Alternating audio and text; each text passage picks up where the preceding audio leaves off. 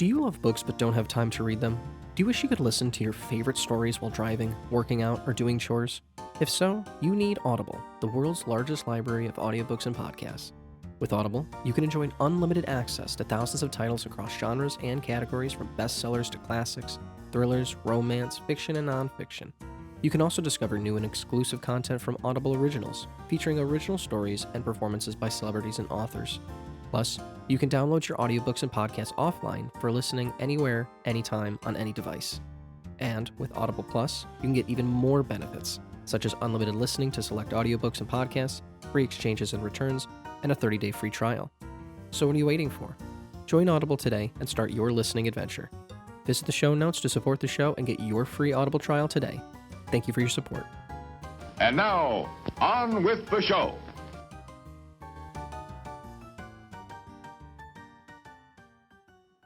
Gentlemen, who's an artist that's mostly known for one thing that you wish was remembered for another? You know, when I was thinking about this, and I think when we originally conceived this kind of question and this conversation, it was with the idea of somebody who has two totally different art forms or mediums that they work in.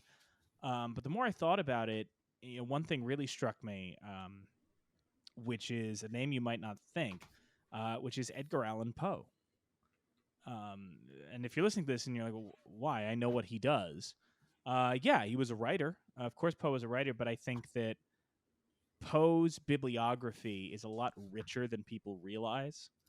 Everybody thinks of him as the spooky guy, the horror guy, right? Like, if you go to his home that they've preserved in Philadelphia, a lot of it is with the idea of like the Black Cat, the Raven, but Poe was a lot more than just that. I mean, he originated the detective story, right? He created the detective story. He created, before Sherlock Holmes or anything like that. He wrote essays. He wrote poems. At the Philadelphia home, while it's still got that horror tinge, they've recreated a room that he described in an essay he wrote called The Philosophy of Furniture. He went around debunking automatons.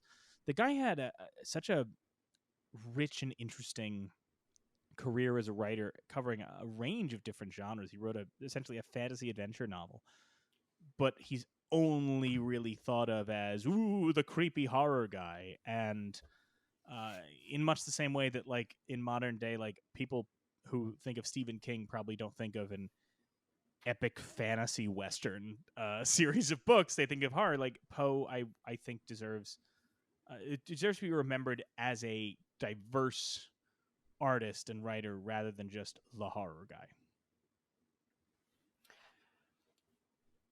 My pick for this one is honestly, I mean, there's so many ways you could have went, but it's just a movie came out this year that made me and everybody go, oh, wow, we kind of forgot this guy could do this. Oppenheimer came out and we all just saw what Robert Downey Jr. could do. And I think, 15 years of Iron Man and kind of only Iron Man in that time frame, we all just went like, yeah, he's great and he's charismatic and we like him, but I mean, I don't know, maybe he's not acting anymore. Maybe this is just him. Okay, whatever. And then Doolittle happened and it was just like, all right, maybe Downey's really done and Marvel kind of killed his whole thing, blah, blah, blah. But fuck, you watch Oppenheimer and you just go, this is the guy. This is the guy who was so electric when he was young, who was so electric when Iron Man 1 first came out, and you went, oh, fuck, wow, look at what this guy can do. This is like watching Christopher Reeve as Superman for the first time. Or, those movies in the lead up to Iron Man where he was staging his comeback, most famously Kiss Kiss Bang Bang, where he's just stunning, finding probably the guy he should always be working with. It should be his McQuarrie. Him and Shane Black are just magic together. That's why Iron Man 3 is second or third best Marvel movie in my opinion. But just Oppenheimer made it clear that I think that we all need to put a little more respect on Robert Downey Jr.'s name. And I think he knows that too, which is why he does an Oppenheimer, which is why he's doing that Park Chan-wook miniseries next year. And it seems like he's dedicated to acting again and showing what he can do. And I'm excited about that because I want his legacy at the end of the day when he dies, hopefully in like another 50 years. I hope this guy's acting forever, but I hope that when he dies that he's not just Iron Man. He is just remembered as one of the best actors of his generation.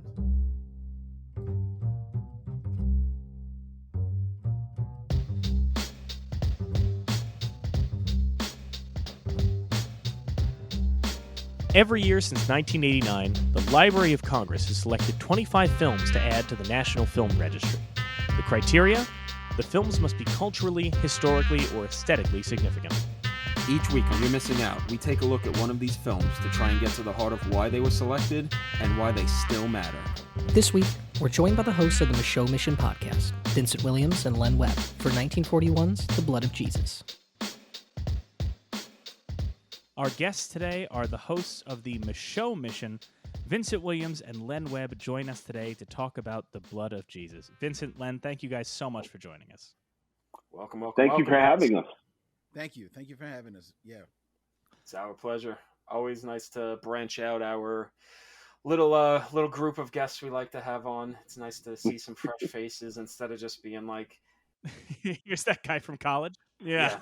Len and Vincent, I'm so glad to have you guys on to make this happen. I am a fan of your show, and in fact, there were a couple times I think back in like season 1, even back in the 2020 pandemic mania, where I was kind of just like, that'd be cool. These would be cool guys to talk to. So I'm glad we were able to do this. This is very very fun. Oh, our pleasure. Our pleasure. Hopefully you feel that way at the end. the blood of Jesus has brought us together. There you go. Vincent Williams would be happy. There is a moment from one of your episodes that I think of a fair amount. I can't hear a title of a movie without it.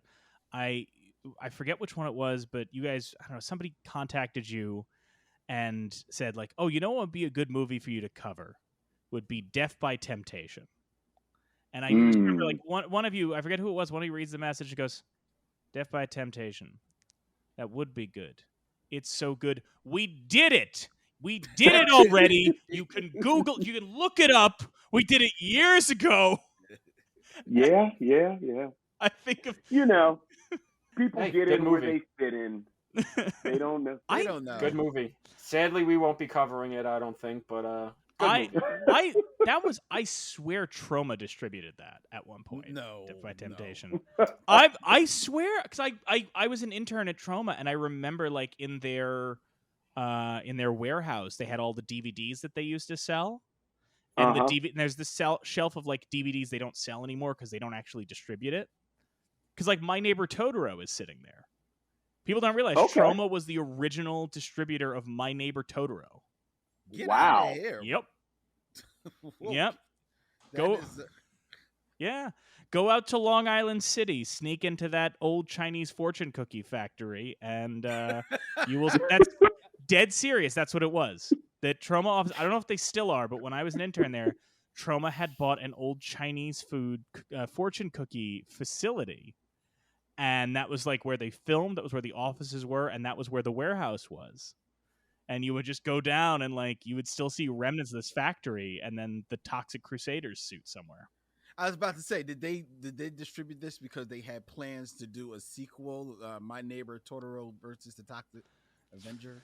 I mean, knowing them, they probably would have tried to make it a Sergeant Kabuki Man sequel. Just listen, this was them in the in the 80s. Not yeah, people forget that movie happened. I don't. I love Sergeant Kabuki Man. Listen, I could see a crossover. Miyazaki's very environmentalist. Yeah, that's true. Toxic Avenger's very environmentalist. It would definitely bring the much-needed element of sexual assault into the Miyazaki verse. One of the few elements of Japanese filmmaking he hasn't dived into yet. But Yeah. Get some tentacles but involved. then again, he's got a new movie coming out. He's gonna do another one because he doesn't want Goro to ruin his reputation. Have you guys? I don't know his if y'all. son keeps making movies, so he's got to keep going. I don't know if you guys heard that he was like this whole thing they were building up was like Boy and the Heron. This is gonna be his last film. This is gonna be his last film. We've been waiting for years. It's gonna be his last film. The minute it debuts, he's like, I don't know. I still got ideas. I'm still. Yeah. I'm still On the red carpet at Venice, his producer's like, oh, no, he came into the office this weekend and is like, all right, we're going to make a new movie. And everyone's just like, fucking come on, man.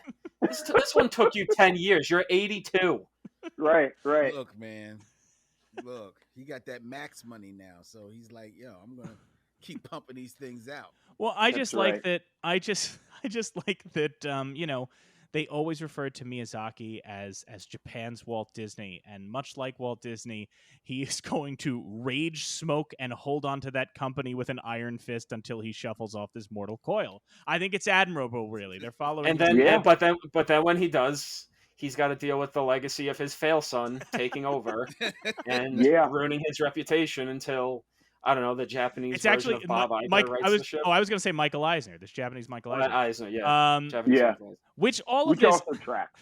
the trauma talk actually does weirdly fit into what we're here to talk about today. I know that sounds odd, but it kind of does because, Trauma is, the longest still operating independent studio in America. And one thing, if you've ever been on a Trauma shoot, is it is the scrappiest of indies, right? Like it is, Mhm. and people who like Trauma movies and are drawn to Trauma movies or anything like that, the kind of scrappiness and the ingenuity of it is part of the appeal, right? And looking at like how they did these things, how they stole these shots, or how they did these things, that's part of the appeal. And obviously, what we're talking about today, Spencer Williams, you want to talk about independent filmmaking, and you want to talk about, listen, I did some stuff with Trauma. Sometimes you're stealing shots as in you're going to a location you don't have a permit for.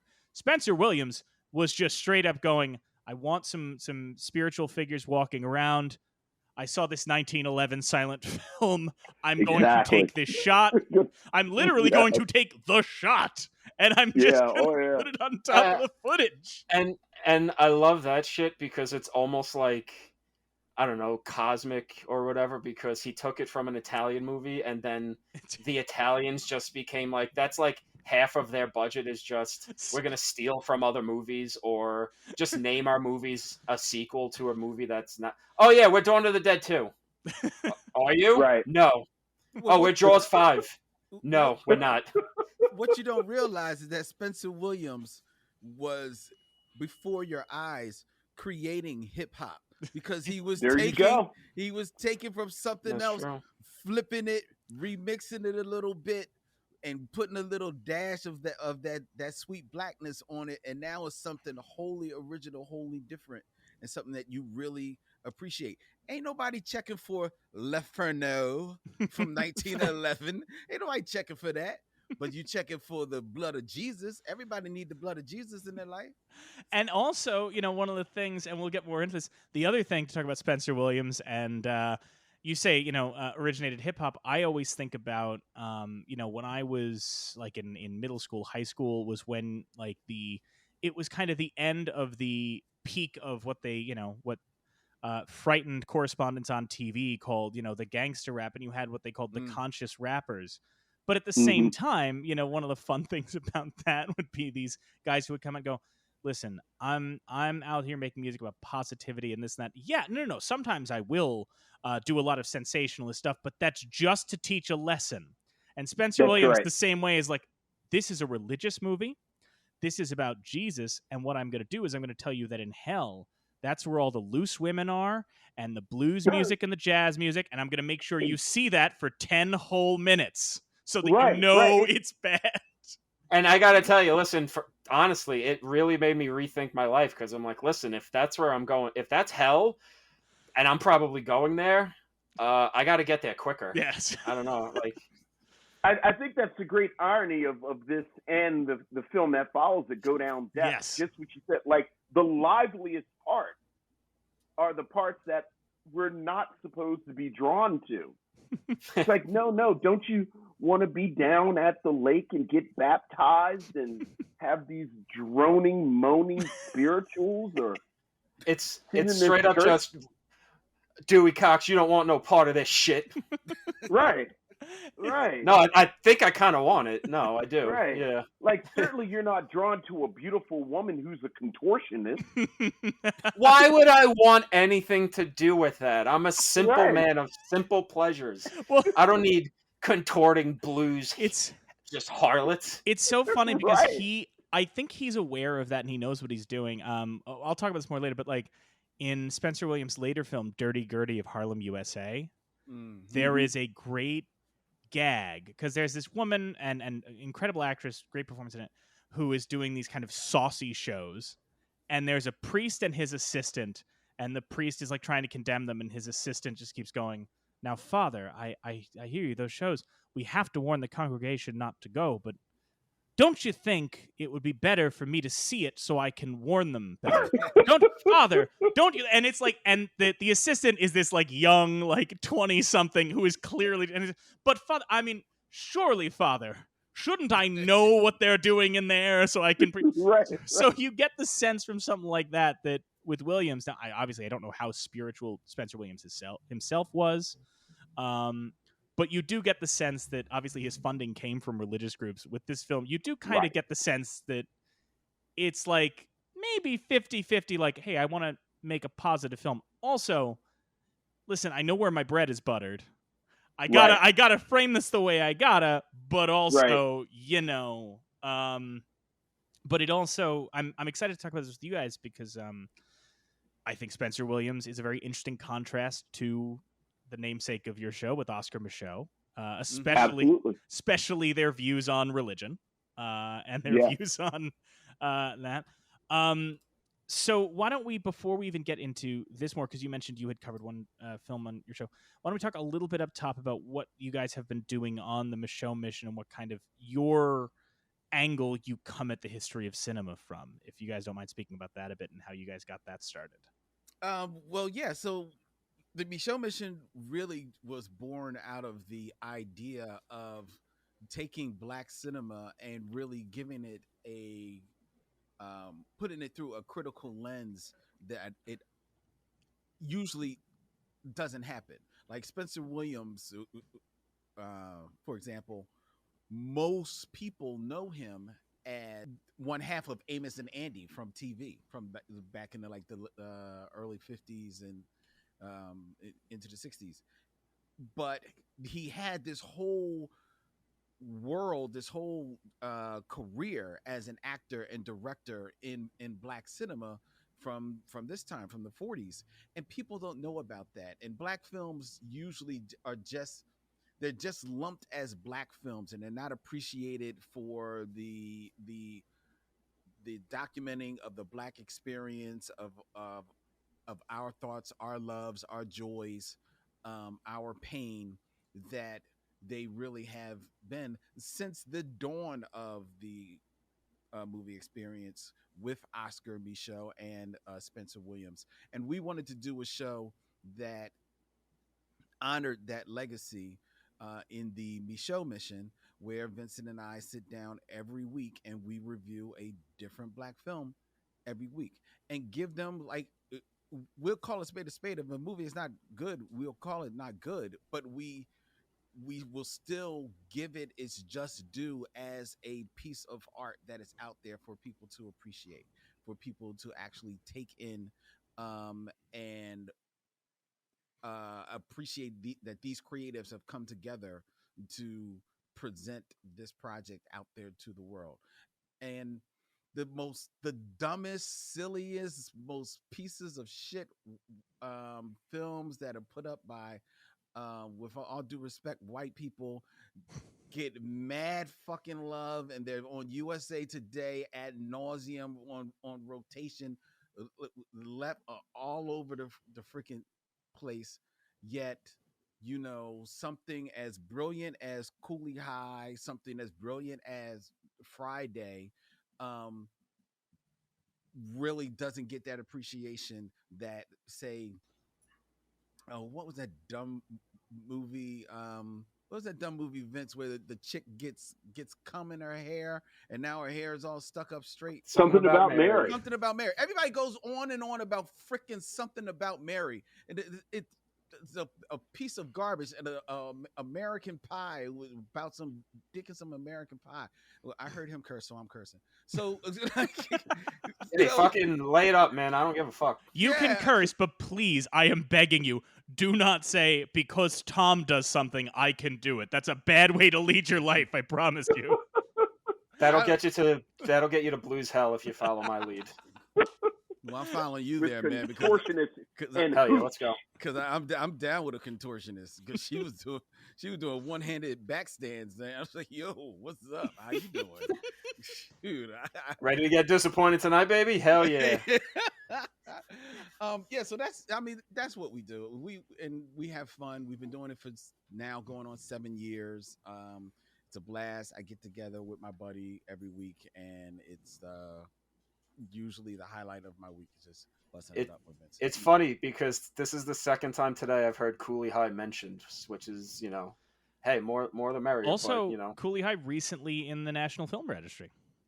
That's I was true. about to say it falls under your purview. Got inducted, I think, 2 years ago, right? It wasn't this past year, but last year. Last year. Yeah. That movie should have been in the film registry, but easily 20, 30 years ago. Well, it's funny because me and Mike, the last few years we've been talking about this. Every year we do an episode when the picks drop at the end of the year.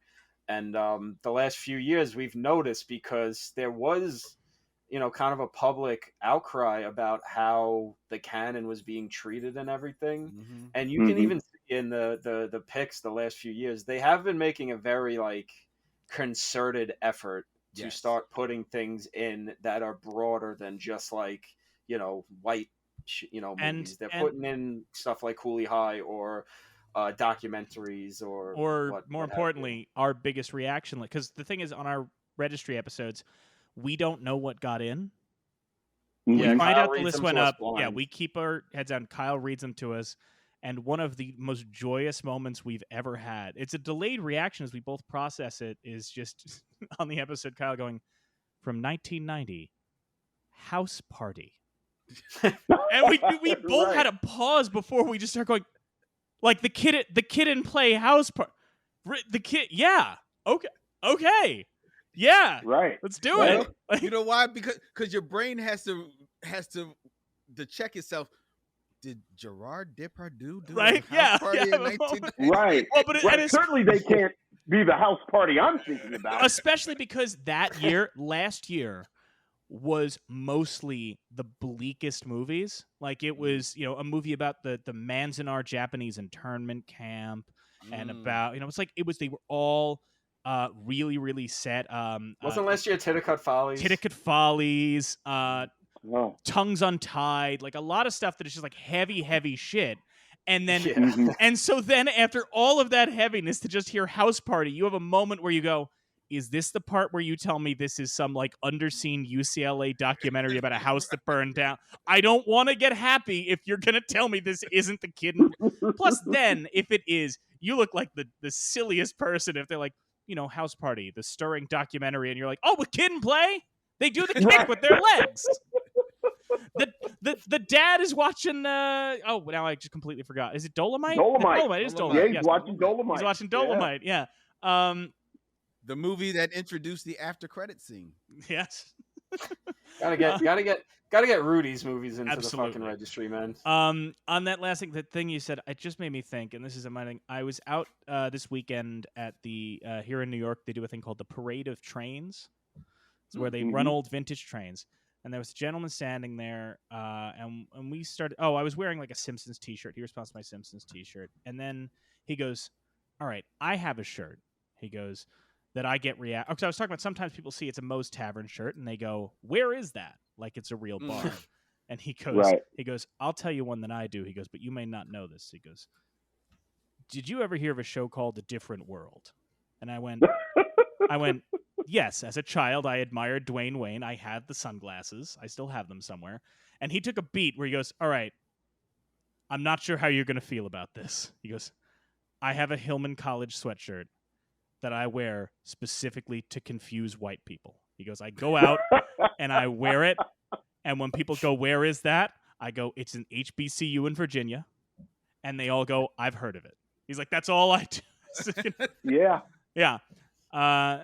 So he goes, yeah, I don't run across a lot of white people who know that show. And I said, of course I know it. Marissa Tomei. She was the lead, right? There you go. That's why Perfect. I know, of course. It was the whole one season she was on it. I was going to say, everyone loves the first season of Different World. Yeah. Oh boy. speaking of Cooley High, I remember the first time I saw it and just went, "Oh, this is what Good Times was." Got it. This was what with the no, not Good. Which one's? How am I forgetting this? What's Happening? What's Happening is the one that's What's basically Happening? Cooley High. Yes, That's right. yes. Because they stole Doobie Brothers bootlegs. I saw that episode way That's- too many that's times right. as a kid. That's right. I can't look. That's right. I cannot hear Doobie Brothers without thinking of which Doobie you be. I still think about it. It's lodged in my stupid. I'll not remember if I have kids, I won't remember their birthdays, but I'll remember which Doobie you be. Which brings us somehow back to Blood of Jesus. But it does. Which, It I all was comes just, back to the blood. Full It all circle. comes back to the blood of Jesus. Um, I was actually just because I was curious. At this point in the registry, unless my eyes are overlooking something, this is the second black movie inducted Third. into the registry. Third? Well, Third. it's Killer Sheep. So What's the second one? that was the weird thing is for the first 3 years of the registry, they basically just went, you get one. Because the first year was the learning tree. Mhm. Oh, First yes, year, I they must choose have- the learning yeah. tree, which, Okay. when you look at that, you're like, that makes sense. It's the first, major studio film directed by a black director. The second year, Killer of Sheep. Okay. Obviously, especially because you can tell the mindset at that time is, hey, this movie can never get shown anywhere because of music rights. Let's Right. preserve it to make sure it doesn't get lost forever. This year, the third year of the registry, they induct The Blood of Jesus. And I think part of that is because this film was lost until the 80s, Mhm. rediscovered in Mhm. that Texas archive, the Tyler, Texas warehouse. But one of the things that is interesting, talking about your podcast in particular, the thing that always strikes me odd is that Spencer Williams gets a film in before Oscar Micheaux. I know. Yeah. We'll be talking Yeah. about Within Our Gates next year. That's a Micheaux film. Hmm. Yeah. But that Blood of Jesus gets in before. I find that so interesting because that's certainly not, when you talk about like historic black directors now, Micheaux's name I think comes up first Yeah. for most film history fans. So Sure. Yeah. I think, and certainly at that moment that you're talking about, where it's just the third year, I think Oscar Micheaux. So, what year are we talking about when we're saying the 91. third year? 1991. Like, even in 1991, I do think that as the years have gone on, Oscar Micheaux has been honored more. But I do think he was literally this disruptive figure. Yeah. He's kind of doing this stuff on his own. As you mentioned, this film and Go Down Death, as well as the third film in this trilogy, are financed by these religious people, and so you mentioned how it was almost this wonderful kind of intertextual conversation between Williams and Micheaux, where there was a lot of the powers that be, both black and white, that thought that Micheaux kind of had, it was like sex and drugs, and it was anti-religious, and Mhm. he's doing all this stuff, and even within our gates, even at the time, people saw that as a direct response to Birth of a Nation. Yeah. So it actually doesn't surprise me. I would argue that there was this sort of institutional memory in 1991 where Williams is a safer choice Yep. than Micheaux.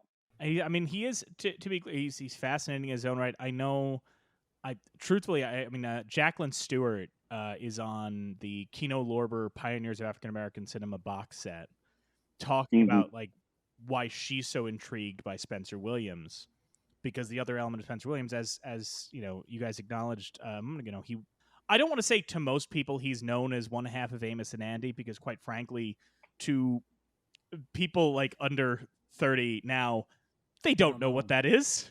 Yeah. Right, Yeah, they right. don't know And at all. in a lot of senses, probably don't need to. There are certain Right. things.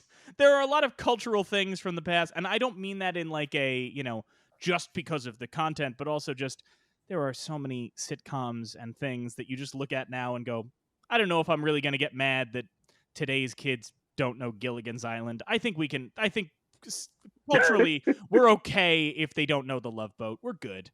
But Whoa, you know, whoa! Now you overstepped. about. I mean, listen. I'm shocked they haven't rebooted The Love Boat yet, because you know that every network is like, we can make the tagline exciting and new. We don't have to work. This is so easy. Right. But you know, in terms of Williams, yeah, he was an actor, and the contrast to look at the roles that he was playing for mainstream, you know, white cinema and television that are in a lot of cases so reductive, and to his credit, he even tried to soften things a little bit there. You know, there's a clip from a film that, like, when you watch it sans context and you find out he kind of like, I don't know if he necessarily changed the line or had that willingness, but just I forget what film it is, but he's got like a one scene where he pops in and he like is giving the main white characters a chicken. And he's like, oh, they gave me 2 chickens. And okay, yeah, you guys want this one. I don't really like chicken. And like, you know, I forget which historian I was listening to talk about it, who was just like, I feel like you guys don't understand in 1930 something, what a small victory that is. That is. Yeah. Right, exactly. But to look at what he has to do there, and then to realize that rather than just be doing that or anything like that, that he is using that and using some of the money he makes from that and all that to come into, you know, a more independent cinema space, and not only direct these films, but also be working with inexperienced actors, amateur actors, and teaching them while making the films. There's one of his films, Jacqueline Stewart pointed this out brilliantly, you know, in his film Juke Joint, he creates a premise where he is a con man pretending to be an acting teacher, teaching this girl to act to build money, but you're actually watching, you know, Hollywood actor Spencer Williams teach this young woman to act. Right. You know? Right. It's very kind of cool what he was doing in that space, right? And I think that to watch the film divorced of that context of his Hollywood experience and all, yeah, you might watch this and kind of just go, yeah, this is a spiritual movie, right? This is a, you know, God lesson movie. But to think about like what he was having to go through outside of this and what he was choosing to come and do, I think is a really interesting way to look at this film. And I think that's probably a big reason why he got in this early. Not just in terms of it being such like a feeling like a landmark independent movie in its way, but just that dichotomy of what he was doing as an actor. And you would just think like, oh, this guy's doing this bullshit comedy, like whatever, who cares? And then to, you know, that he's got this other life, that he's this real kind of forward thinking, kind of ingenious artist, being able to wring some real interesting stuff out of essentially nothing. You know, I mean, this is, I mean, you look at, I mean, it's Wikipedia, who the fuck knows, but like, $5,000 budget for this movie. I mean, goddamn, he made a pretty good looking movie for $5,000, where, you know, you go to hell. That's pretty good. Even if you're, and you know, again, pretty ingenious to just be like, hey, who gives a shit about this 1911 Italian silent movie? Let's let's repurpose this shit. Like, that is like a thing that has kind of become a part of, you know, cinema history in a way. Some people do that and get away with it, you know. And like you said, hip hop was kind of born out of, hip hop was born out of that, you know. So remixing things was, I mean, back then, that's, you know, that's kind of crazy thing. So he's taking that $5,000 budget and he's doing a movie for every hand you see that is actually closing the door behind somebody. There is still somebody else. There is a person laying still on a bed, and then their spirit is seen walking out of the bed. Yeah. You know, this is in 1941 on a $5,000 budget for a black writer director with a novice crew along with the cast, to just have that level of effect, you know, and pull that off in your film. That is saying something. And I want to I mean, speak to 'cause the Well, no, because I was gonna like last week we did an episode. We recorded an episode about Sherlock Jr., where there's a similar visual effect where he goes to sleep and you see his spirit walking around and everything, and you're like, Mhm. all right, that's pretty crazy for what was it? What was the year that one, Mike? 1920 what? 1920 24. 24. Okay, 1924. Okay, that's kind of crazy that he came up with that in 24. But it's a Buster Keaton movie. They've got a budget. They could probably take as much time as they want getting that shit right. Right. These fucking guys, like $5,000. They're amateurs. They may know Buster Keaton did it, so we could probably figure it out. But they don't got as much time to figure it out because they don't have as much money to figure it out. So that they even got it, and it looks good. Yeah. I mean, Right. fucking bra fucking vo. Like They're fucking probably people with iPhones today wouldn't be able to figure that out. Fucking Nepo baby dipshits over at the Venice Film Festival are probably having a hard time figuring that shit out. So, Well, that's actually part of the reason I almost give him a pass with the Italian film footage, because if you tell someone, okay, well, some of this footage he, lifted from this other film, you almost have to say which part. Yeah. Because it all goes together so seamlessly. Yeah. Absolutely. This otherworldly effect that he has in, that he connects to the parts, as you said, that he does. Mm-hmm. So, yeah, it's not like he clipped a piece of like Citizen Kane and dropped it in the middle. It's not like when you watch like Turkish Star Wars or any of those where it's just clearly the Millennium Falcon. I want to get into the crew because there is an interesting fact on the crew, but one thing I haven't done yet, which we normally do earlier on, but we got so caught up in this and I love it, is read the registry statement. Okay. So before we talk any more about what we think of the blood of Jesus, here's what the Library of Congress had to say. Also known as the Glory Road, this was among approximately 500 race movies produced between 1915 and 1950 for African-American audiences and featuring all black casts. In this film, a deeply devout woman, Catherine Cavanis, faces a spiritual crossroads after being accidentally shot and is forced to choose between heaven and hell. Spencer Williams, who wrote, directed, and starred in the film, produced the film in response to a need for spiritually based films that spoke directly to black audiences. Long thought lost, prints were discovered in a warehouse in Tyler, Texas in the mid-1980s. So that's what they said. And I do think there's something interesting about, speaking directly to black audiences. I'll talk to it in a sec. But one thing I wanted to note, we're talking about the crew. The cinematographer on this film was named Jack Whitman. This was his first credit. But Jack Whitman went on to work in the industry for a long time. Most of the people in the cast of this film never worked again or anything like that. But Jack Whitman worked in the industry for so long and lived so long that he has credits on The Dukes of Hazzard, Hawaii Five-0, The Amazing Spider-Man TV series, and Hill Street Blues. Wow. So you can look up the exact episodes, but if you fire up Hill Street Blues or Hawaii Five-0, there is a chance you're watching an episode shot by the guy who shot the blood of Jesus. Just the idea of the guy who shot this having to interact with Boss Hogg. I mean, that's the level of Mad Libs that you just have to go, there's got to be something out there just kind of throwing shit against a dartboard. Like, that's not an accident. That's something to make people like idiots like us laugh. Just like, wait, what? I love that framing it because you do have to imagine that there's Jack Whitman remembering like Spencer Williams going, so this is obviously, the blood is going to drip on her, which is a symbol of redemption. Cut to. Right. So you got to film the car jumping because that's when we're going to pause it and say those Duke boys are at it again. You're going to need to just. Yeah. Or just imagining him on set of Hill Street Blues thinking about, shooting some of the crazy stuff he shot on the blood of Jesus. As fucking David Milch shows up, coked out of his mind, screaming about whatever debt he got into last night because some horse didn't win a race. And he's just like, I made cinema history.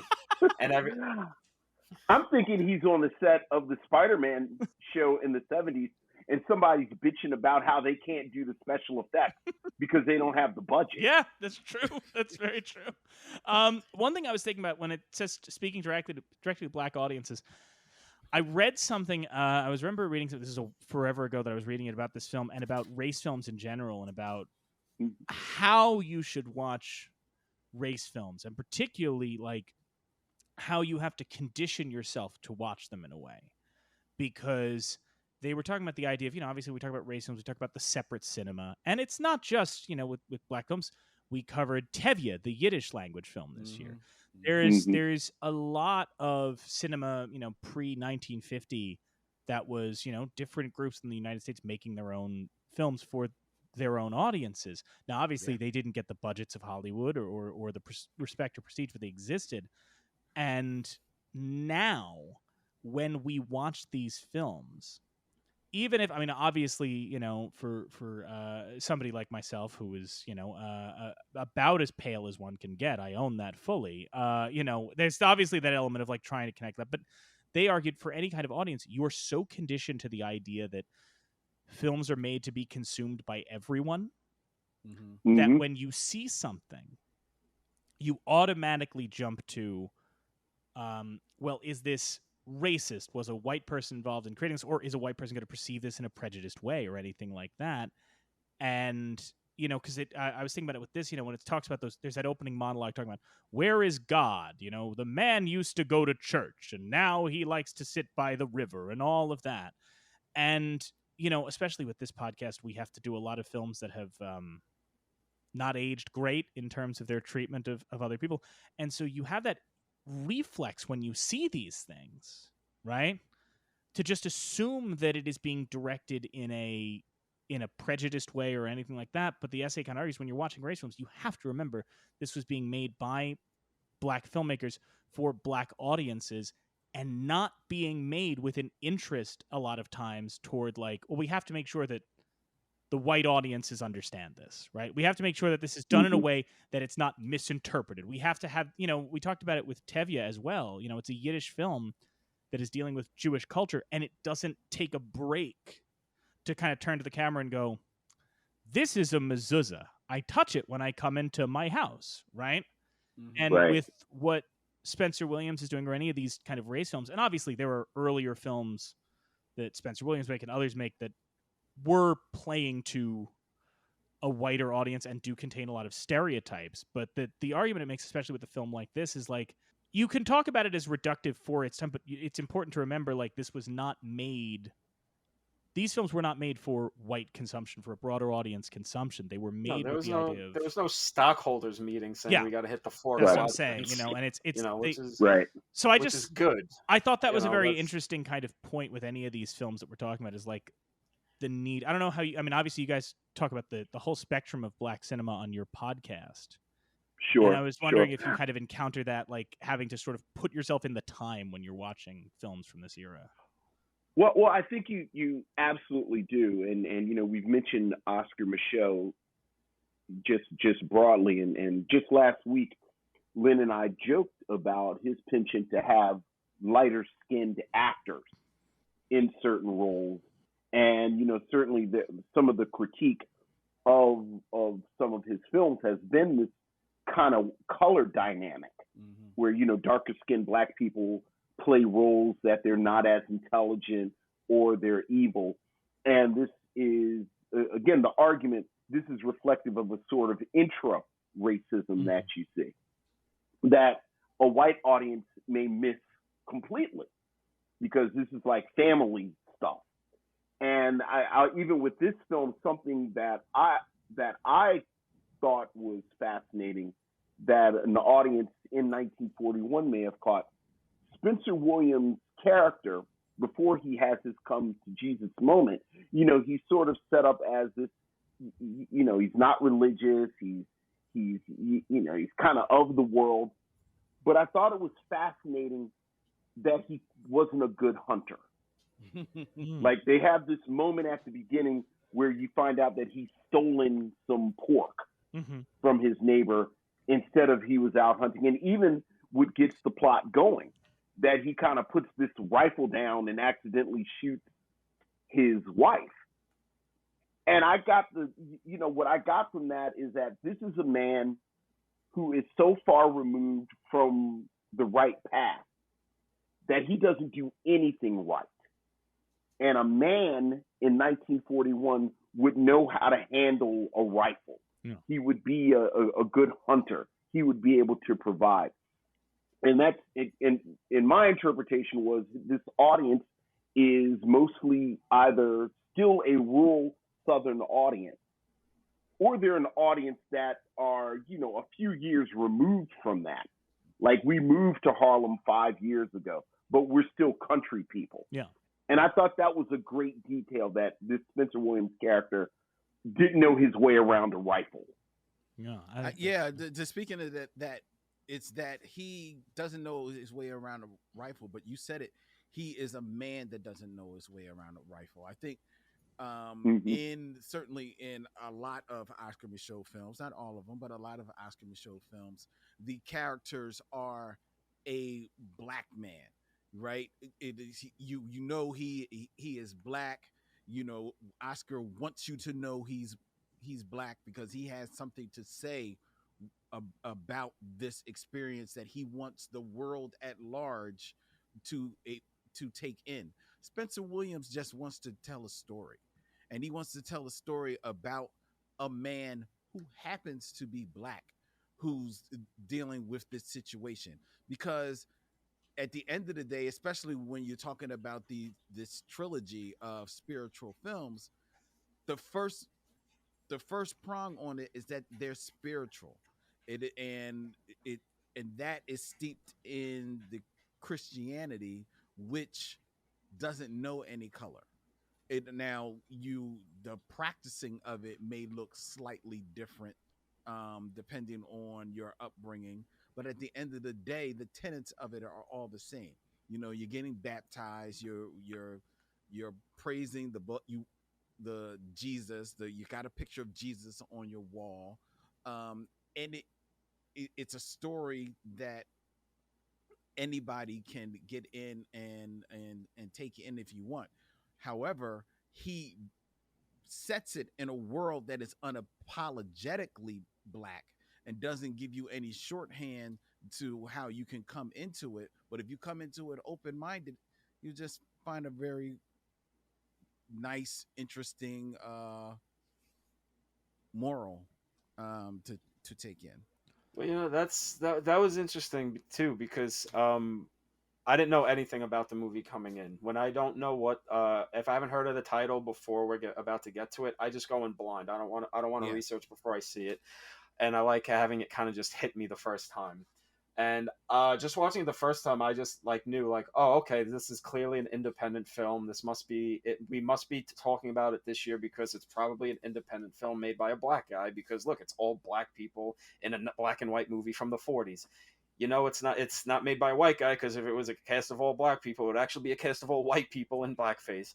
So I knew that, and I think what's really an interesting thing about the writing and direction and everything of all this that makes it interesting is that he's not doing a 4-quadrant thing where it's got to be explained to everybody, but it's so deceptive in its simplicity that you can just, not only am I a white man, I am not a man from 1940s Texas. Mm-hmm. I am not getting all of the little intricacies of the world, but at the end of the day, when that 65-minute runtime is up, I get it. I got it. I'm oh, okay, yeah, no, I get it. So I think in terms of that, it's impressive he was able to do that without sacrificing any of the voice of African-American filmmaking and storytelling and whatnot. I also think it's kind of fascinating too, in 1941, independent or not, main character's a woman. Yep. That is that is very interesting, especially in a post Hays Code world, where we mentioned, I forget what episode, that the only female director in the 1950s studio system was Ida Lupino. Lupino, my girl. Women weren't this wasn't a thing before the Hays Code. Women were making movies, writing, directing, starring and stuff, and women were starring and stuff, obviously, but things shifted, and uh, I appreciate it more that it's about a woman's journey through all of this than her her large adult fail son of a husband. It's so interesting to look at this too. I mean, I first discovered the film. I'm trying to in my head remember which came first. How I encountered the title. I remember that there was that one year that Slate put out the Black Film Canon, that 50 film list, and the earliest two films on it were Within Our Gates and The Blood of Jesus. That might have been where I first encountered the title. The other one, which is kind of the weird elephant in the room if you're a real hardcore film nerd, is of course Spike Lee kickstarted a movie called The Blood of Jesus, which was his remake, The Sweet Blood of Jesus, which was his like quasi Ganja and Hess remake. But who can forget the Kickstarter video? Yes, where Spike was clearly drunk out of his mind. Well, it's just the initial Kickstarter where he just pomps up and he goes, "I'm making a movie. It's called The Sweet Blood of Jesus. It's about vampires. I saw that Veronica Mars did this, so we're going to do this. Here's the door of 40 Acres and a Mule. That's where the title's going to go, under Old Boy."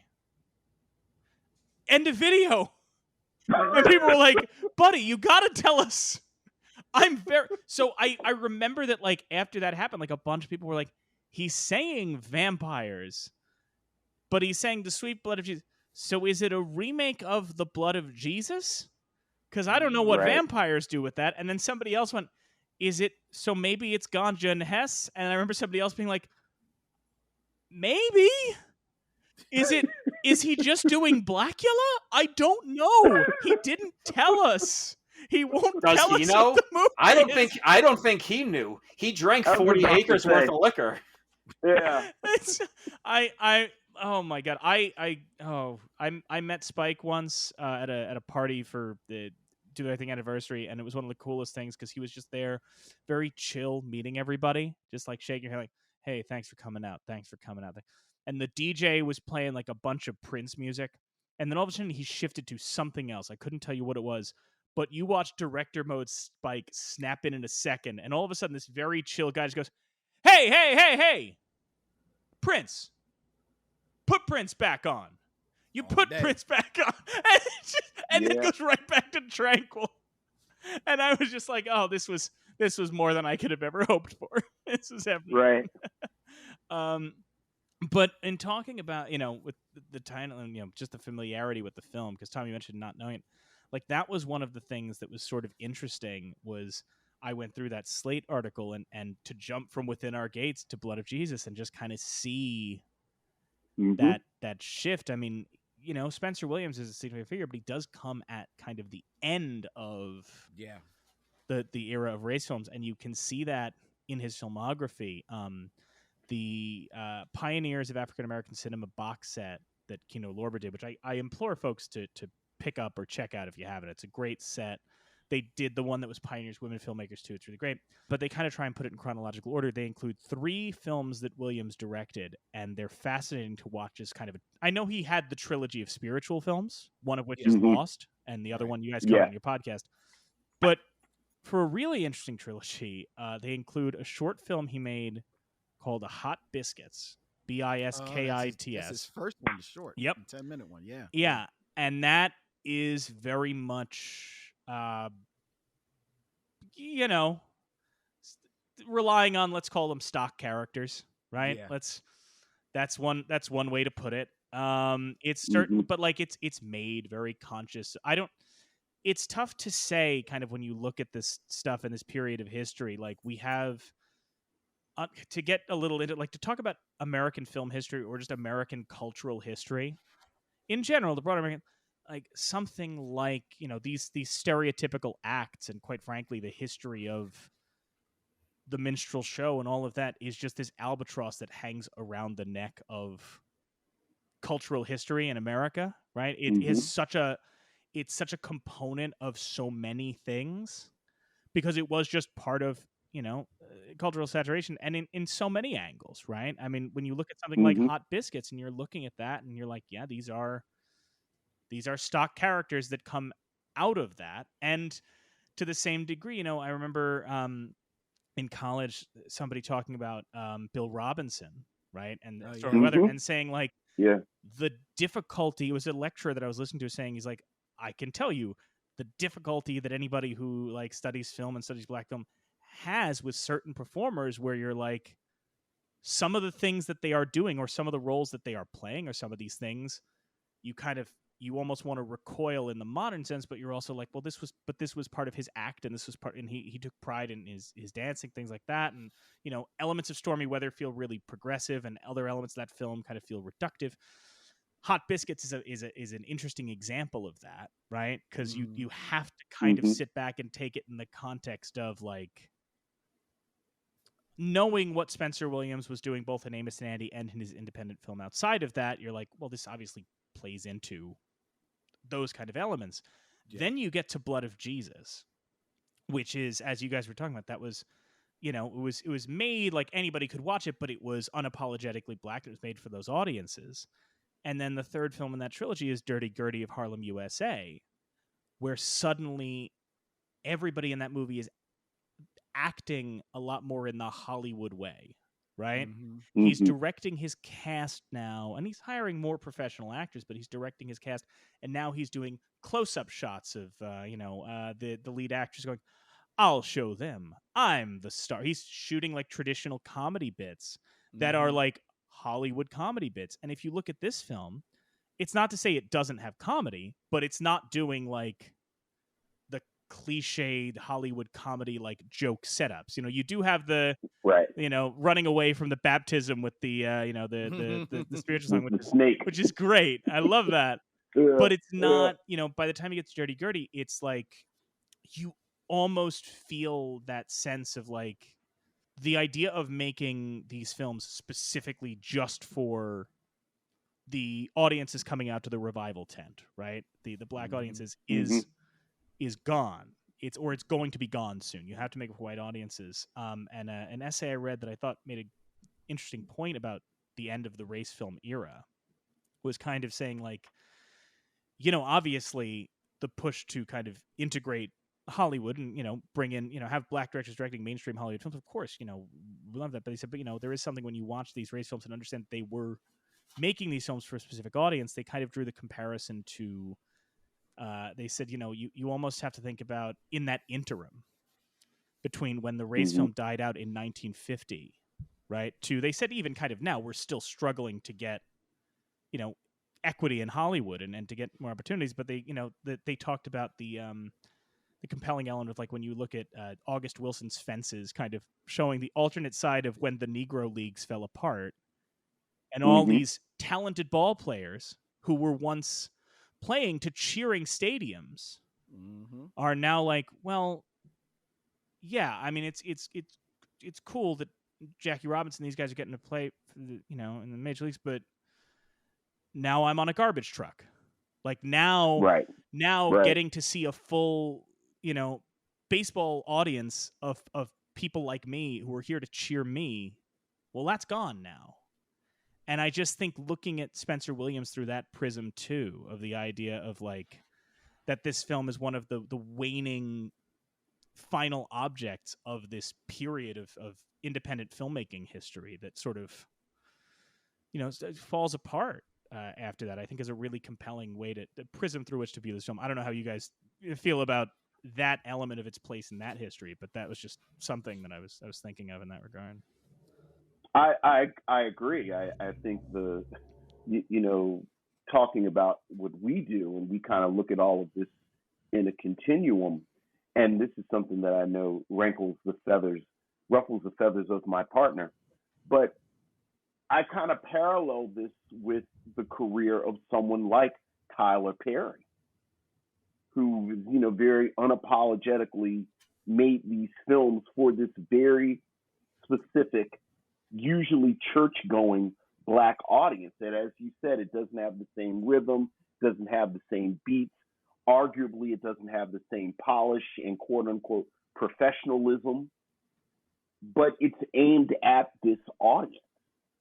And regardless of how many of us grapple with those metrics of professionalism, you can't argue that it kind of crackles with that energy that I think you see in these films you're talking about during this moment of the race films. Even something like, what is it, Tubi? I never know how to pronounce it. Is it Tubi or Tubby? Tubi. Tubi, where, it's all this stuff on Tubi now, and it's all funny, jokey, but there's something there. Mm-hmm. There's something there with that crackle that I think you're talking about. So, but yeah, I think you're absolutely right. I agree with you about Williams. And I do appreciate that comparison. I remember, I forget who it was now. I was listening to some comedian discussing Tyler Perry movies and saying, like, yeah, because it's always weird when you're watching a Tyler Perry movie and it's mostly like people in fat suits doing like, jokes. And then there will always be one scene where somebody goes, "The Lord will take care of you. I promise. The Lord will protect." And you're like, oh, right. Or when was it Viola Davis shows up for like 5 minutes and Madea Goes to Jail, I think it is, right? Is that it? Yeah. Oh, yeah. Right. Yeah. You forget she's in that. Sofia Vergara is in that. That movie has a weirdly stacked cast for Madea Goes to Jail. But nevertheless, this is not Madea Goes to Jail is not in the National Film Registry, at least not yet. Who knows? I'm kidding. Obviously, Boo 2 is getting in before any of them there.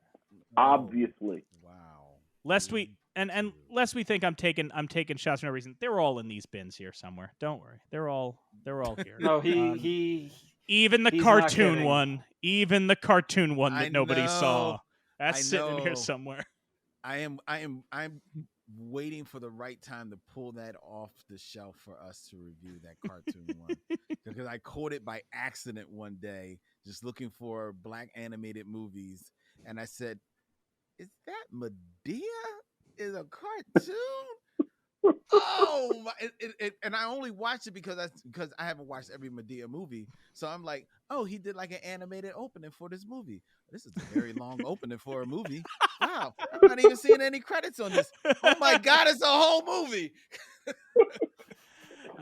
This is some really strong weed. And I'm sure that animation was as top notch as Enter the Spider-Verse. Oh. Scintillating. It is a feast for the eyes. It was robbed. I need to get my head out of Madea Goes to Jail and into No. You don't need to get it. No. He's not kidding. There was a longer than needed stretch of time. You could where watch he on my was Letterboxd as I just went through. Obsessed with Madea. No, but it is, but it wasn't just Madea. It is that fascinating thing, and it is, Vincent, like you're saying, like there is something about, like, the Tyler Perry film, and even when he was making the Netflix films, and people were like, "Oh, well, these wigs look terrible," and this and that.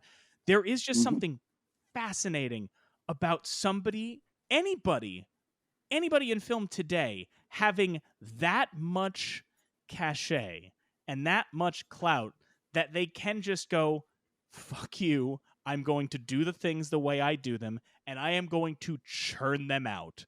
Like, this is not, we were talking about Buster Keaton, like when Buster Keaton was at his peak, and he was just like, "I am going to crank these movies out, and I'm going to do them my way, and Joe Skank is not going to tell me what to do. I'm going to do this way."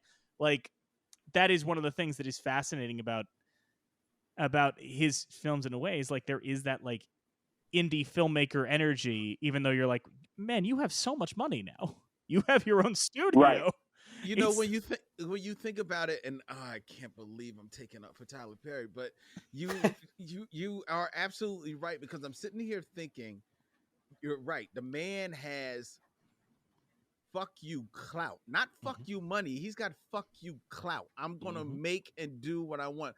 I want to make a TV show that is basically the West Wing, only is on 52nd Street, then yeah, I can do that. I can make any type of movie. Madea comes back from hell. I can make any type of movie I want.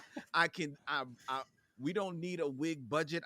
I learned how to make wigs off of YouTube. I'll make everybody's wig myself. Like he could do that. And I'm sitting here thinking, like, you're right, because say what you want, Martin Scorsese can't do that. Nope. He still got to go out there looking for money. Woody Allen still has to go looking out for money. Like even Steven Spielberg, who don't need to go out looking for money, he still does need money to make his movies. You know, he can't afford to spend his own money on his movie. Tyler Perry can afford to spend his own money on his movies because he know he gonna make it back like that. I So- mean, Francis Ford Coppola tried to do American Zoetrope, bankrupted him forever. Meanwhile, Tyler Perry's like, I bought land in Atlanta. I have built a White House. Why? In case I need a White House. In Yes. case you Right. need it. That is insane. I'm buying BET. Yeah, he's just That is doing what I'm shit, doing now. dude. And God, and God love him. Like again, you can like the films or not like the films. There's also the element of with Madea Goes to Jail, right? That is not the movie. The parts of the movie that are not about Madea in prison are as far from Madea being in prison as possible. It is a Yes. drama about I a young know. man trying to get his childhood crush out of sex trafficking. But Tyler Yeah. Perry Oh, yeah. knows. I'm sorry. What? Yes, Yes. Tom, Oh, yeah. I am deadly serious. This movie is Oh my god. this movie is 70%, give or take, about like a young man trying to get his childhood crush out of sex trafficking and his fiance not trusting him being around this woman because she's a bad type of girl, and also Viola Davis is a social worker trying to help. And 30% Madea sharing a prison cell with Sofia Vergara and threatening to shank people in prison. And he does this because he knows, and it does in a way kind of tie into what we're talking about with Blood of Jesus, the fact that he's taking money from these religious groups, that he's making religious films, but he's still like, I know that if I have a spiritual message, I can showcase these talented performers and contortionists and all of these people, right? In all of his films, he can showcase these people. It's the same way like Tyler Perry knows, like, I want to make a drama about this topic, right? I want to make a drama about sex trafficking. Is he the guy to do that? Not so sure, but he wants to do it. And he knows if I put Madea in this movie, it's going to make money. All I need to do is like, I want to do a drama about like family, and I want to do a drama about a family coming apart, right? And sisters feeling betrayed. But if it's Medea's big happy family, it's going to make money. And I can get you to come to the theater, just like his plays. I can get you to come to the theater, and I can get you to see the kind of thing that if it didn't have me in a dress, you might say that's preachy. I can get you to come see that because you're going to enjoy me putting on the bald cap and the whatchamacallit. I forget the character's name. I don't know. When he puts on the old man makeup and he says he can't get an erection anymore. Right.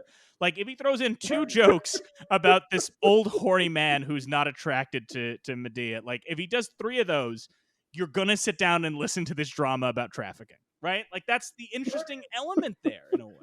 Well, I also think an interesting element of all that too is that he does all this shit, and I'm using shit in multiple ways here. But then every now and then it's just like, oh, here he is in Gone Girl. Yes. It's like, where the fuck did this come from? Yeah. I know. That is. Or he shows up in a Taylor Sheridan movie and he's like this really menacing villain. You're just like, what the fuck is this? What you can do this? That's the weird thing. You've been able to do this the whole time? He's a good actor, and then he's also doing this. I think he's good in Gone Girl. Len, you don't think he's good in Gone Girl? Len's making a face. You don't think he's the black guy in Gone Girl? That's what he is. I mean, that's also that. I'm not going to dispute that. It's not Ben. It's not Ben Affleck. I'm not going to dispute that. Although to be it's fair, not. It's not Neil Patrick. It's not Neil Patrick Harris unless you watch Undercover Brother. But that's a different story. Another film not yet in the registry. Not yet.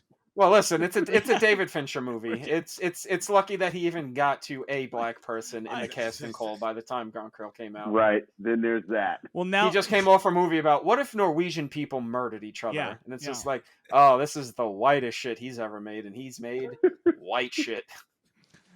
He made a movie where Dwight Yoakam played a guy named Raoul. Yes, If you've ever met someone named Raoul, Dwight Yoakam is the man that comes to mind. You think about Dwight Yoakam. That's right. We're gonna get back to Blood of Jesus and wind down, but now it's got me thinking, and I'm dead serious. And anybody jump in if I'm wrong. I don't remember Fincher's filmography great. Before Tyler Perry and Gone Girl, was there a prominent black character in any of his films after Morgan Freeman in Seven? Okay, I'm done. I was going to say 7. That's what I'm saying. Like, I'm genuinely like... Well, no, he started off good. I mean, is loose when you're talking about Alien 3. You had Charles Dutton. Mm-hmm. Then you get Freeman. And then... nothing. Then Tyler Perry. And then Tyler Perry and Gone Girl. Well, because you get The Game, Fight Club, whitest movie of all time. Yeah. Look at every dorm room. Yeah. Panic Room. Uh-huh. Zodiac. Well, Panic Room is Forrest Whitaker. Oh, right. Yeah. All right. Thank you. Okay. That's right. There we go. Okay. Yes. The forgotten Fincher. The only one not on high def disc, which is really driving my OCD mind crazy. Yeah, Mank too, but that's a Netflix thing, so who never knows. I was gonna say Panic Room is so long ago that I'm pretty sure I watched it with my middle school girlfriend. Like that's how long ago Panic Room was. Humble brag. Yeah. Yeah, I made some great date night movie choices. Let me tell you. And it's funny. He says his middle school. He's saying middle school girlfriend, but he is saying from last week. Oh. This is your new bit? Yeah. You're Jot done. it down, Kyle. Jot it down, Kyle. Tom has decided he's moving on from making fun of me for being overweight, and that's the direction you go with. I'll take the fat jokes again, Tom. Throw them back. Let's go back to that. Anyway. I mean, listen, it's an extension. Have you ever seen a mugshot of a guy who dates middle schoolers? Blood of Jesus. We're talking about Blood of Jesus. Spencer Williams. Let's go. I do. I'm so sorry. I think this is nice though, because I do think, again, having listened to your show, I do like that Len is seemingly sitting here and looking at Tom and going, this is the level of antagonism I sometimes want to bring. This is the level of this is the level of that's what's, you have to turn it up a little. I do think that it's very to watch this film, and we haven't talked much about the other members of the cast in this film. I find it interesting to watch this because, as opposed to films that we're used to now, where directors favor one particular acting style, right? They're casting for a particular acting style. Obviously, Spencer's working on a small budget, and he's working with amateur actors, so he's working with what he can get. And I don't mean that in a sense to say that I don't think there's anybody in this film who I would go like, they're bad. But what I do think is there's different acting styles throughout this film in a way that, like, when the lead actress is one level of line delivery, one something. Obviously, Spencer's a much more polished actor. And then you have the women at the baptism who are delivering it in a this is the way that I don't mean to be too mean, but I put it as like their acting style is like when you go to see, like, I'm bringing up middle school again, but I can't think of, like, you go to like a middle school play and there's kids playing adults, right? Like when you go to a middle school production of like Bye Bye Birdie and there's kids on the stage in like 50s adult clothes going, they said they're going to go down to the ice house with Conrad Birdie. We can't have that. That kind of thing. They're acting like extras in Dolomite or something. But that is kind like of they're reading it off of it. Like, yes, this is exactly what we are supposed to be doing. Militant turned startled. I was about to bring that one up. I think about that all the time. Michael J. Oh, can't wait for Outlaw Johnny Black. What a guy. Yeah, a couple of days away. Yeah. Hell yeah. I need it. Just to give her due, the lead actress in this is Catherine Cavanis. Yes. I think another thing that you got to give Spencer Williams props for, and I don't know how deliberate it is, but in 1941 he does a movie with novice crew and cast, gives the lead role to a woman who doesn't have much acting experience, if any, but smartly. There's not a lot of script. There's not a lot of dialogue in this Oh movie. yeah. This almost could be like a silent film. Yeah. Because Mm. everything gets off with looks, glare, or as people walking. I think that is smartly done. So they're not tripped up by having to emote or anything like that. So yeah, everybody's acting is all over the place, but at the end of the day, you can tell just from the opening where you just see this church congregation just making their way to the water, that you're also kind of looking at a bit of a slice of life. Yeah. You know, you're looking at how life in this rural African American, almost like village where they are, got down back in those days, and you're kind of like, it's almost like documentary footage. It's like almost like documentary found footage, like, oh my god, here they are at baptism. So Well, because so it's cool. much. I mean, that's the thing. I was talking about it recently with somebody on a different topic, but about the idea of like part of why the National Film Registry is so great with the things that they preserve. I mean, obviously, we were just talking about some of the films they don't get to for a while, but a couple years ago, they inducted a film called Ringling Brothers Circus Film. Did you guys come across this? No. It's worth checking out. I don't know if you guys could fill a whole episode on it, but I don't know how we're going to. It's not only a silent film; it's like 30 seconds long. But it's footage of a Ringling Brothers Circus parade from like 1908, something like that, 1910. But the reason it got preserved is because the parade is going through a black neighborhood, and on the sidewalks you are seeing a black neighborhood with the people dressing and obviously acting, because it's documentary footage, just going about their lives, and how hard it is to actually find filmed, documented footage of not just black people, but a whole black neighborhood going about their business, going about their lives. Normally, so much of, and this came up because it's the complicated, as we were talking about, the complicated thing of like, some of these racist elements of American culture, like just are an albatross around the neck of cultural study. Looking at, I was reading something that Henry Louis Gates was writing. He wrote an introduction to a collection of the Joel Chandler Harris Uncle Remus stories, and talking about, like, from an anthropological perspective, like the frustration of kind of going, here are these stories that, to the best we can tell, probably did originate, within these, because like you can talk to people who knew, like, vaguely stories of Brer Rabbit alongside like the stories of the signifying monkey and things like that, but the best record we have of them, written record, was a white guy making up a character, and then also absolutely changing so many elements of these things, so that now, like, to read the the stories that Joel Chandler has published, and the Brer Rabbit stories and all that, and reading it from the context of like, well, these are stories about how you should stay put, and the question of like, okay, were those how these stories were conceived, right? And was it done as like a warning being passed on at the time, or were these different stories? Did they have different messages? And this Joel Chandler Harris guy went in and was like, well, we can't be saying that. We can't have that happening. So why don't we make it that old Brer Rabbit just decides to go home?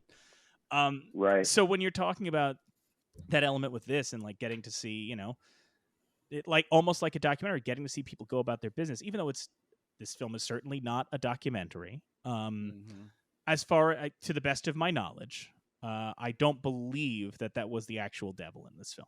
I don't know. No. But I don't believe. But you do get so many elements in the periphery of like, well, you can see how people lived, and you can see how people dressed, and how, not just how they behaved, but also how they wanted to be perceived.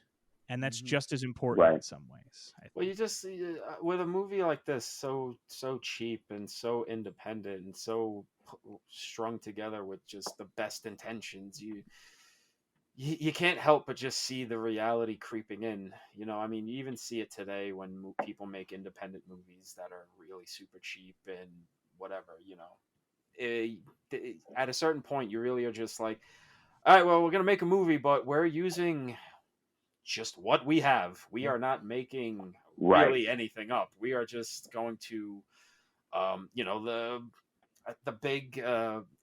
We went through a big independent phase 15 years ago with the mumblecore thing, which was just Mhm. people being like, hey, like we're gonna film in our apartments.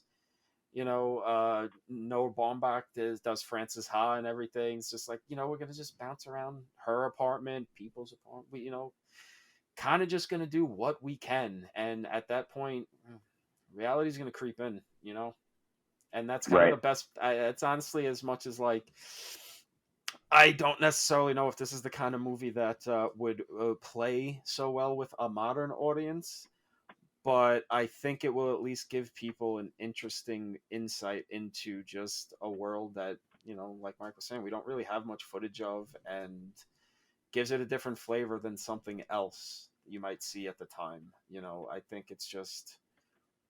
I just love watching shit like this, And you know. and to Just that, getting thrown into a new world. and the last thing I'll Mm. say on it as we wind down, but like to that degree, one thing I think is interesting. This film was lost for a long time, Mhm. so Mhm. you know it's not like so many of the films we cover where you can Did, go. did Well, it take a wrong turn in the afterlife? yes, that's exactly what happened, and it wound up in a Texas warehouse. But the thing that's interesting is, even though I can't say for certain that some of the films that I thought of while watching this had ever seen this film, right? You're still looking at this, and you know, we talked about the sequence where where the guy is running, set to that, the chariot's coming, spiritual, and I was looking at it, and a part of my brain like went like, weirdly, this feels like the proto version of the "Come on Feet" sequence in Sweet Sweetback, right? Mm. That same kind of Mhm. energy, and the one that really struck me, this film was lost, right? It is highly unlikely that it would have been seen by this filmmaker, but when in Blood of Jesus, she's standing by the window, right? She's in her white nightgown, standing by the window, kind of in half silhouette. There is an almost identical shot in Killer of Sheep, another like lost film, Interesting. when they're Yeah. dancing to This Bitter Earth. It's the Mm. same Mhm. frame. Yeah. But again, this Yeah. film was lost. I don't know, you know, it's just unlikely that Yeah. that there would have been that, but it's still in the DNA there in such an interesting way. Right. There were Right. two stories that jumped into my mind from visual stuff in this movie, and it's the same visual. It's the, you know, Jesus in the ceiling and the blood dripping down and everything. I 100% believe Scorsese had this in mind when he was doing stuff in silence. I mean, there is some just straight up visual stuff that is very reminiscent of that in silence. And I don't know if this guy would have seen it, but coming up in a very Catholic society in the 70s and 80s and all of that, maybe showed it at Catholic school one day. Mike, do you remember season 2 of Rescue Me? I mean, I remember it existed. I remember couldn't season tell 2 of Rescue Me. you. Where he's hallucinating Jesus, and there's scenes where he's drunk and like hung over in bed, and he's looking up and Jesus is above him and bleeding on him. Yes. Yes. Oh, I do wow. remember that. Yeah. When I saw this for the first time, I was like, did fucking Dennis Leary see the blood of Jesus and was just like, I need to use that for the season where fucking Tommy Gavin hits rock bottom? I'm like, what the like? That's crazy if he did. I mean, like I said, he grew up in Boston in the 70s and 80s. Who know if one of these dioceses had it, a fucking tape of it or film reel and showed it during class or something. I don't know. Right. Yeah. Something tells me Dennis Leary didn't see the blood of Jesus, but something tells me that he saw the blood of Jesus, though. Back in Boston. Vincent, yeah, definitely. Vincent, Len, as we wind down, did you guys have any sort of last thoughts you wanted to add on this film in particular, this title? I love that it exists. I love that it's in the registry. I love that I love that this conversation around these films by Spencer Williams exists.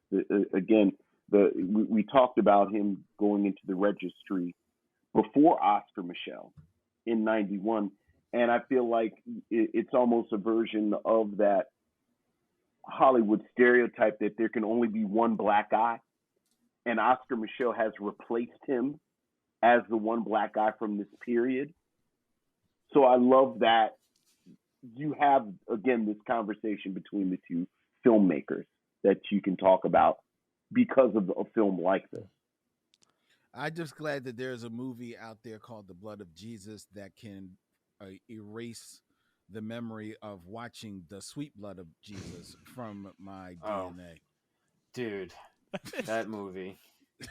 That was really, honestly, at that point, it was just like, Spike, buddy, maybe hang up the fucking cleats, man. You gotta, I mean, hell, he rebounded pretty hard. Love his last 3 movies, but at that point, you were just like, Jesus Christ, are you like Joe Montana after you left the 49ers or something? Like, what are we even doing here, man?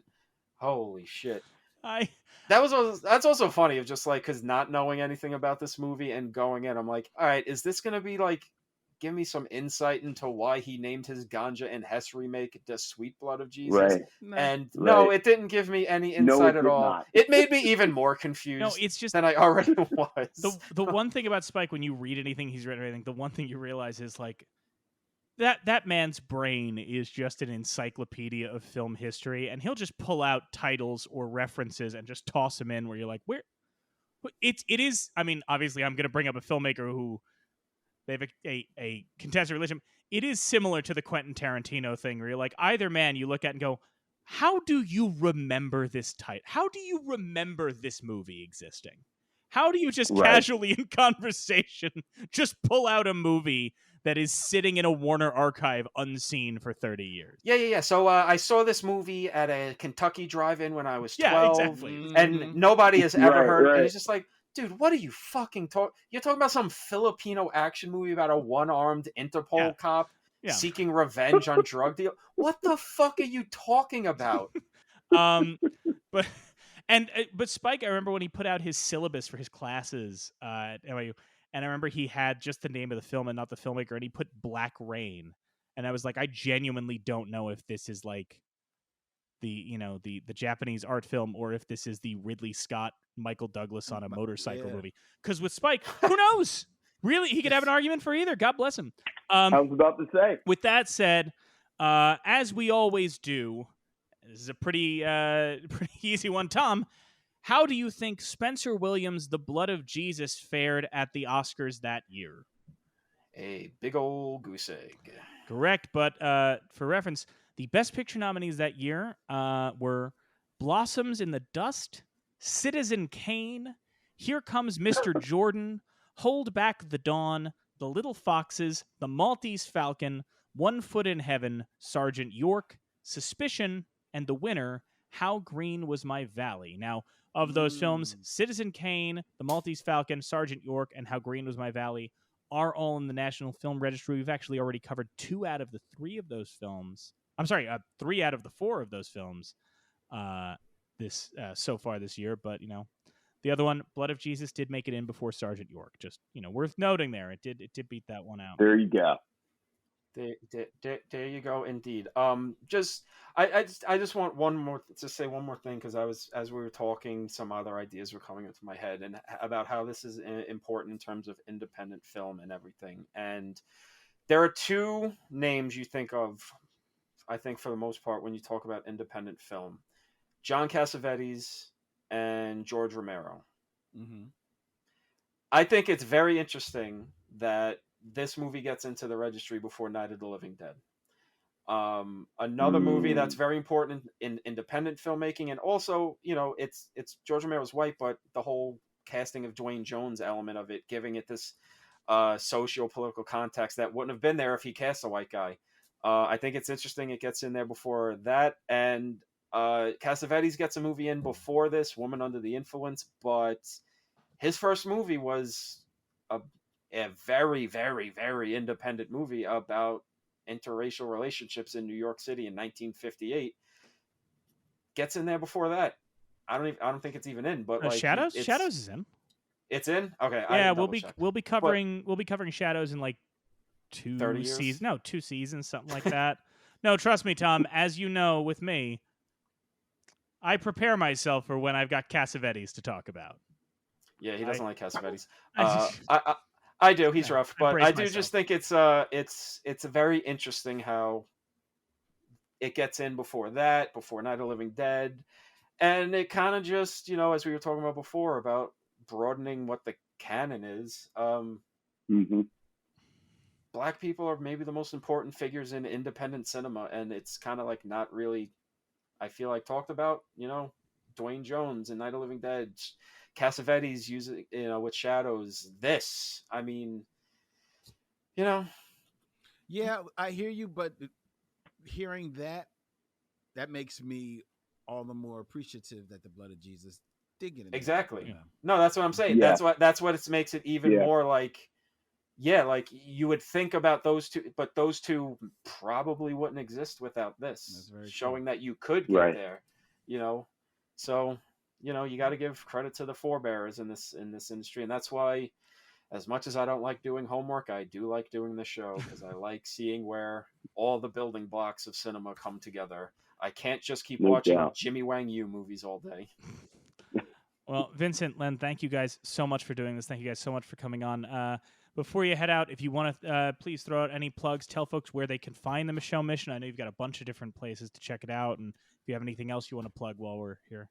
Hey, you can check out the Micheaux Mission, 2 Men, 1 Podcast, every black film ever made, wherever you find podcasts, and that's Micheaux, Micheaux, MISSION. And we're also available on all your social medias. You can always find us, like us, and follow us, and subscribe to the Micheaux Mission on YouTube, and hit the bell so you can be notified when we do our live stream every Tuesday night, and notified when we put up new videos. And thank you very much for having us on. We really appreciate it. This was a lot of fun. Absolutely. Thank you. It was our pleasure. We had a great time. Absolutely, guys. Thank you so much, and we hope to have you back sometime. But everybody else, stick around. We'll be right back with our picks for the National Film Registry. The National Film Registry isn't some fixed object, frozen in time. It's always growing, adding new titles every year. These annual selections are made by the National Film Preservation Board, with members and representatives from organizations like the Academy, the DGA, and the AFI coming together to debate and decide. But they don't just pull titles out of thin air. They pull from the public, people like you and me, who can submit their nominations for the registry in the form on the Library of Congress's website. What we do, at the end of every episode, is have Mike and Tom pick films not yet in the registry that they feel should be, inspired by that day's topic. At the end of each season, those films will be formally submitted to the National Film Registry for consideration on behalf of You're Missing Out. The only criteria? It must be an American film that's at least 10 years old. Here are today's picks. Okay, so there was really only one pick for this for me. I mean, I guess if you want, there was 4 movies I could have picked from, but there was really only one when it comes to this movie. A amateurish, independent, spiritually focused movies from the African American community. And I mentioned it in the episode. We got to get some Rudy Ray Moore in the registry. And Rudy made a movie where Rudy plays a pimp who fights the devil. That's right, folks. Petey Wheatstraw abso-fucking-lutely needs to be in the registry. Dolomite should be in the registry before this. I understand completely, but if we're talking about pairings, I would love to do a double feature, especially at a church too. Like let's trick some church folks into this. Let's get a double feature spiritual night. We'll watch the Blood of Jesus and we'll roll into Petey Wheatstraw, and I want to see what people think when Rudy Ray Moore is trying to fight the devil to keep his devil pimp cane so he can be the most powerful pimp. It's every Rudy Ray Moore movie. I saw Disco Godfather in theaters with Mike, and every Rudy Ray Moore movie is always an experience where you just go, wow, that is fucking special. And Petey Wheatstraw is no different. Petey Wheatstraw needs to be in the registry. Rudy Ray Moore, do not be a rat soup eaten, no good, insecure born motherfucker, and ignore Rudy Ray Moore even further.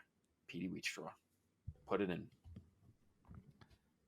So in my case, I was thinking about Spencer Williams, and we were talking about Blood of Jesus. Spencer Williams yet again before Oscar Micheaux. Oscar Micheaux has a number of films in the registry. Spencer Williams only has The Blood of Jesus. But as I talked about in the episode, he's got 3 films that kind of function as a trilogy, and one I alluded to is Dirty Gertie from Harlem, USA.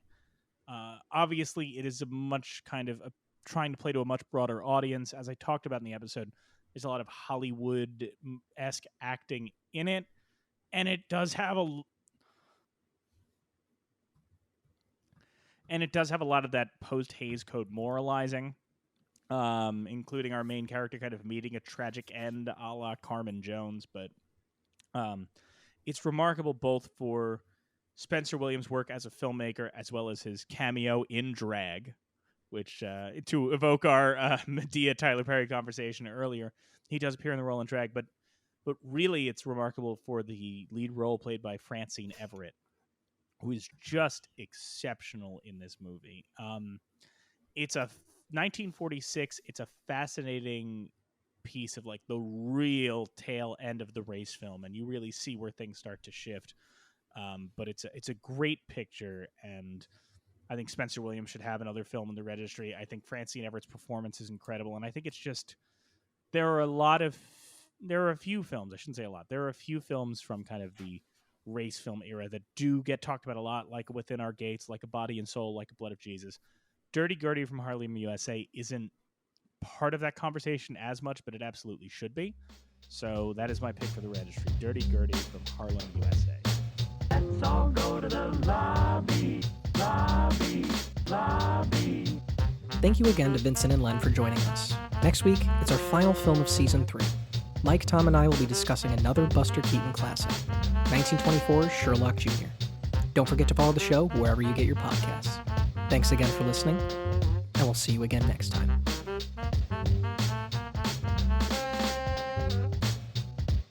Here on You're Missing Out. They honor movies of historical, cultural, or aesthetic importance on the National Film Registry.